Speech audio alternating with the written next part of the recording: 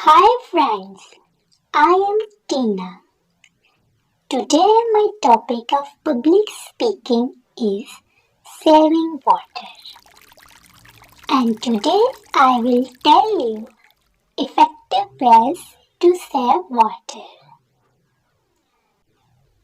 Dear friends, water is one of most essential blessings of Allah.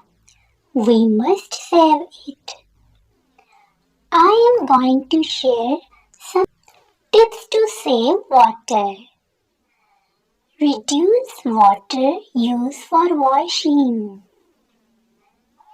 Take a shower of 10 minutes or less.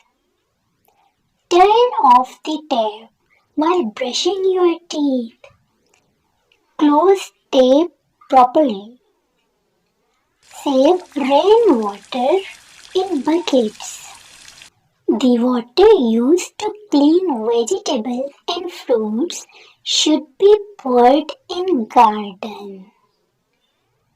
I hope these tips will help us in saving water blessing. Thanks for listening.